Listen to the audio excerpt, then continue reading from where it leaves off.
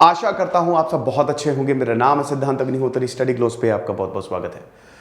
हम बात करेंगे क्वाड समिट की। आज बहुत ही इंपॉर्टेंट, प्रधानमंत्री 2 दिन के विजिट पे आ गए हैं, जापान में गए हैं। वहां पे फूमियो किशिडा, एंथनी अल्बनीज जो कि ऑस्ट्रेलिया के प्राइम मिनिस्टर हैं, उसके बाद जो बाइडेन और प्रधानमंत्री मोदी जी, ये चारों लोग जो हैं खूब जमेगा रंग जब मिल बैठेंगे चार यार। ओके, तो यही होगा और 2 दिन में काफी कुछ डिस्कस होने वाला है। फिलहाल हम बात करेंगे कि चाइना को काउंटर करने की एक मास्टर स्ट्रैटेजी बनाई गई है। इंडो पैसिफिक इकोनॉमिक फ्रेमवर्क के बारे में भी बात होगी। आज ही जो बाइडेन जो है वो प्रधानमंत्री मोदी जी को प्रेजेंटेशन देंगे। खैर, वो चलिए हम बाद में डिस्कस करते हैं। लेकिन इस टॉपिक को शुरू करने से पहले मैं आपसे कुछ बोलना चाहता हूं।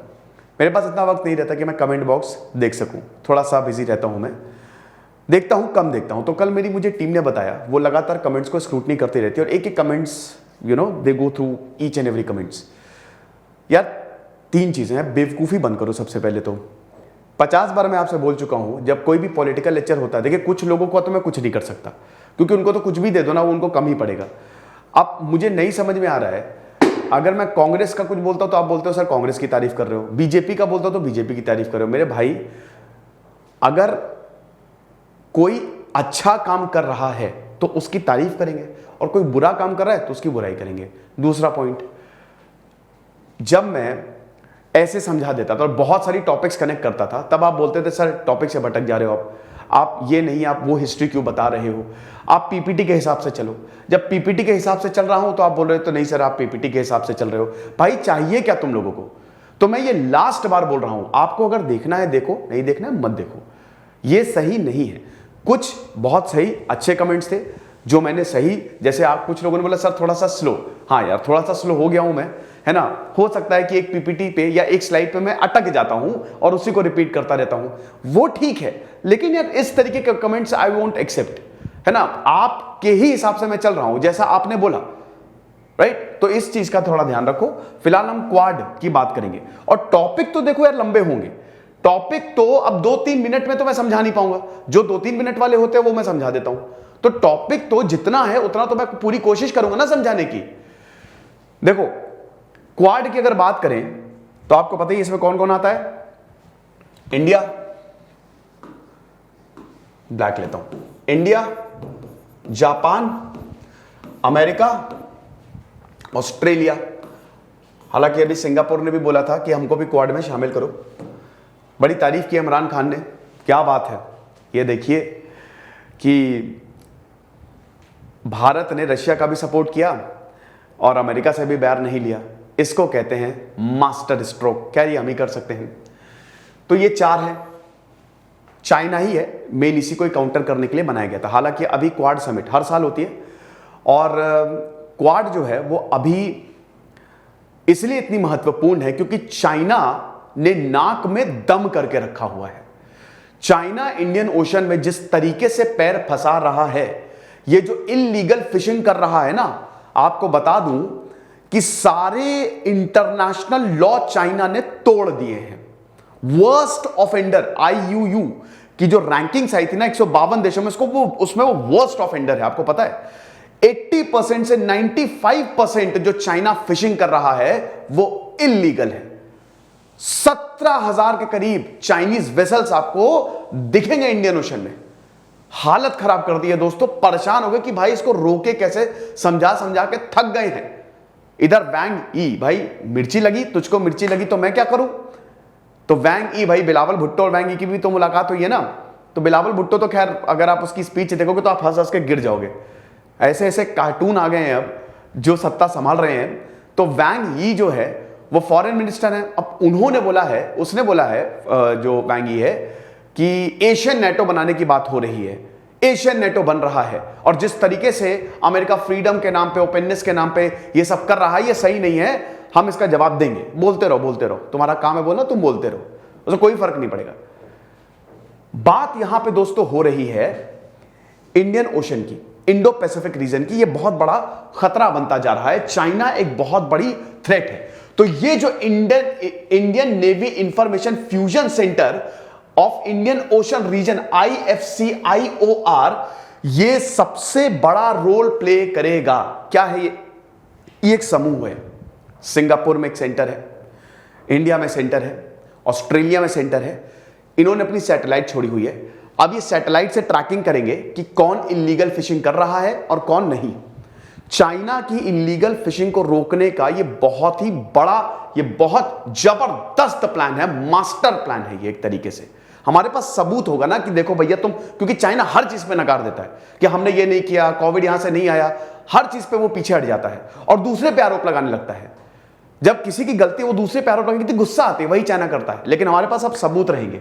तो ये समझिए बोला है कि ये टोक्यो समिट में सर्विलांस सेंटर है, कहां पे? सिंगापुर में, इंडिया में और पैसिफिक में, ताकि एक ट्रैकिंग सिस्टम इसको पूरा का पूरा बनाया जाए और इलीगल फिशिंग, जिसको IUUF, illegal and unregulated unreported fishing जिसको बोला जाता है, इसको काउंटर किया जाए। ये जो IUUF है ना, इसमें चाइना नंबर 1 है। मैंने अभी बताया था ना, इसकी रैंकिंग आती है कि कौन कितनी बदतमीजियां कर रहा है इंटरनेशनल वाटर में। चाइना आखिरी पे है, वर्स्ट ऑफेंडर। आप समझ रहे हो? तो अमेरिका, देखिए अमेरिका का भी यहां बहुत बड़ा रोल होगा। 2 दिन की समिट है भाई, बहुत ही वार्म वेलकम हुआ पहले तो मोदी जी का, अच्छी बात है भारत के लिए। उसके बाद फिर जो बाइडेन जो है आज इंडो पैसिफिक इकोनॉमिक फ्रेमवर्क की बात करेंगे। अब देखिए IPEF की बात करें तो इसमें सब कुछ आता है, बहुत ही वाइड है ये। लेकिन बोला जा रहा है कि जो अमेरिका ने लेवरेज खो दी है, ठीक है, साउथ ईस्ट एशिया और एशिया में, IPEF के जरिए वो लेवरेज वापस लेगा। तो बहुत सारे लोगों ने इस पर आपत्ति भी जताई है कि ये इकोनॉमिक फ्रेमवर्क नहीं, इकोनॉमी तो है ही नहीं इसमें, बेसिकली ये इट्स ऑल अबाउट सिक्योरिटी। खैर ठीक है, बहुत अच्छी बात है कि भाई जो वर्ल्ड लीडर्स हैं वो साथ में आ रहे हैं और उनको कम से कम चिंता तो है। लेकिन जो हमारी सबसे बड़ी चिंता, वो पूरी दुनिया की सबसे बड़ी चिंता बन रही है। चाइना का जो इकोनॉमिक क्लाउड है ना, बहुत ही जबरदस्त है यहां पे। जैसा कि मैंने बताया कि चाइना रुकता ही नहीं है, जैसा बॉर्डर पे बदतमीजी करता ना, वैसे वो ओशन में भी बदतमीजी करता है। ये चीज है। और इंडियन ओशन पे चाइना जो है ना पैर पसार रहा है, रोकने की बहुत ज्यादा जरूरत है। 2018 में इसको बनाया गया था मेरी टाइम सिक्योरिटी के लिए, ताकि टेररिज्म, पायरेसी, रॉबरी भी, भैया इंडियन ओशन में ना बहुत रॉबरी, सोमालिया के पायरेट्स कितने फेमस हैं, ठीक है। तो रॉबरी को रोकने के लिए इन हाई सी, जहां पे बहुत गहरा वाटर है, देखिए जहां बहुत गहरा पानी होगा, जैसे पैसिफिक ओशन का डीपेस्ट पॉइंट क्या है? मेरियाना ट्रेंच, पूरी दुनिया का डीपेस्ट पॉइंट है, सबसे डीप। तो भाई खजाना है वहां पे, बहुत सारी मछलियां हैं। और ये जो अनरेगुलेटेड, IUUF ही मैं बोलूंगा, ठीक है, अनरेगुलेटेड फिशिंग जो ये कर रहे हैं, बहुत ही डेंजरस है। क्यों? क्योंकि आप ऑथोराइज नहीं हो मछलियां पकड़ने के लिए। अब चाइना में पता है प्रॉब्लम क्या है? चाइना में प्रॉब्लम ये है कि चाइना की पॉपुलेशन बढ़ती जा रही है। चाइना की पॉपुलेशन बहुत ज्यादा है। सरकार को लोगों को खुश करना है, सरकार को लोगों को खुश करना, वरना लोग फेंक देंगे सरकार को। शी जिनपिंग पूरी कोशिश कर रहे हैं कि कुछ भी करके लोगों को शांत किया जा सके। अब उसके लिए भर भर के मछलियां पकड़ते हैं, ये भर भर के, और ये ले जाते हैं चाइना। हाई प्रोटीन होता है, बढ़िया होता है। तो बेसिकली अपने लोगों को खुश करने के लिए ये यहां से मछलियां ले जा रहे हैं जो इनकी नहीं है, जो इनकी है ही नहीं। यहां के जो रिसोर्सेज हैं वो चाइना को नहीं है। तो इलीगल हुआ ना, चोरी से आ रहे हो, तुम तो चोरी कर रहे हो एक तरीके से। तो इसी को कंटेन करने के लिए ये मास्टर प्लान जो है वो लॉन्च किया है। तो ये गुड़गांव में आपको मिलेगा, ठीक है। और इसमें 50 से ज्यादा देश जो हैं दे आर इन्वॉल्व्ड। पूरा सैटेलाइट, एक समझ लीजिए कि ट्रैकिंग होगी सैटेलाइट से ही, ऊपर से ही देखा जाएगा कि कोई गड़बड़ तो नहीं है। और it was the initiative part of the SAGAR. अब SAGAR security and growth for all in the region, basically इसको इंडियन ओशन और बाकी जो स्ट्रेटेजिक वाटर्स हैं उसी के लिए इस इनिशिएटिव को बनाया गया था। और इसमें भी सैटेलाइट फ्रेमवर्क आता है। तो maritime cooperation in the Indian ocean region के लिए बनाया गया था। और इसमें सारे देशों के ऑफिसर्स हैं जो लगातार नजर रखते हैं कि कुछ गड़बड़ तो नहीं हो रही है। और सिंगापुर इसमें सबसे बड़ा रोल प्ले करता है। तभी तो सिंगापुर ने बोला कि हमको भी क्वाड में शामिल करो। तुम हमसे सारी मदद ले लेते हो और जब शामिल करने की बात आती है तो बेटा कट लेते हो। ऐसा नहीं होगा, हमको भी शामिल करो। हालांकि अमेरिका पे यह भी बोला जा रहा है, जैसे IPEF की बात हुई ना, तो अभी टोक्यो ने बोला है कि देखिए हम इकोनॉमिक की बात करेंगे और थोड़ा और वाइड एरियाज की बात करेंगे। यह प्रेशर बनाया जा रहा है कि और देशों को इसमें लेके आओ, है ना। जितना ज्यादा क्वाड की अथॉरिटी बढ़ेगी ना, उतना ही हम चाइना को काउंटर कर पाएंगे। तो IUUF ने अभी बहुत यहां पे वही जो अनरेगुलेटेड फिशिंग है ये बहुत तेजी से आगे बढ़ी है। एंड ये बोला गया है कि भैया बहुत बड़ा थ्रेट है, ये चाइना का इतना बड़ा थ्रेट है, इंटरनेशनल प्राइवेसी हो रही है। और बाकायदा इस पे स्टडीज की है कि जो अनरेगुलेटेड और under reported fishing, under reported report ही पता चला कल आए खूब मछलियों भरा तालाब, अगले दिन ये सब गायब, अनरिपोर्टेड गई कहां मछलियां। तो ये सब चाइना कर रहा है, इट्स एन इलीगल फिशिंग, क्योंकि ये पूरे स्टॉक्स को डिप्लीट कर रहे हैं, मरीन इकोलॉजी को डिस्टर्ब कर रहे हैं। और जो वल्नरेबल रीजनल इकोनॉमीज है ना, चाइना तो अमीर है लेकिन बहुत सारी अगल बगल छोटे छोटे आइलैंड बने हुए हैं जिसको वाकई में जरूरत है इस फिशिंग की। भाई सी फूड, ये जो आइलैंड्स हैं जो समुद्र के किनारे हैं वो किस पे जिंदा रहेंगे? वो इसी सी फूड पे जिंदा रहेंगे, लेकिन सब तो तुम ले जा रहे हो, तो ऐसे तो चलेगा नहीं।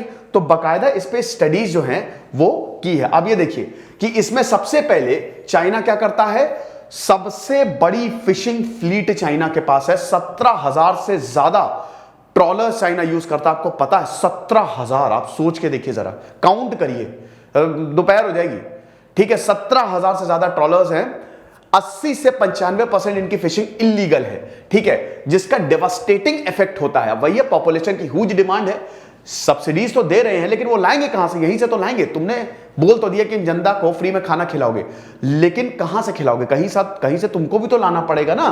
तो यही सब सारी चीजें हैं जिसका बहुत जबरदस्त इंपैक्ट होता है। लेकिन ये स्ट्रैटेजी अच्छा है, ये प्लान अच्छा है, ठीक है, और ये भारत और बाकी देश मिलके इसको एग्जीक्यूट करेंगे, इंप्लीमेंट करेंगे। अब दोस्तों हमारे जो कोर्स हैं पॉलिटी का, एनसीईआरटी का कोर्स आप जरूर अवेल करें, क्योंकि अब एनसीईआरटी लाइव शुरू हो रही है। 1 जून से मैं लाइव क्लास लूंगा, पॉलिटी से हम शुरू करेंगे एंड देन फिर ज्योग्राफी हिस्ट्री पे आएंगे। तो कंबाइंड एनसीईआरटी का कोर्स लें, क्योंकि जैसे जैसे अपडेशन होगा ना वैसे वैसे प्राइस बढ़ेंगे। खुश रहिए, पढ़ते रहिए। जैसे सिद्धांत अग्निहोत्री साइनिंग ऑफ। अभी हम क्वाड की बात करेंगे क्योंकि 2 दिन तक समिट चलनी है। Thank you so much.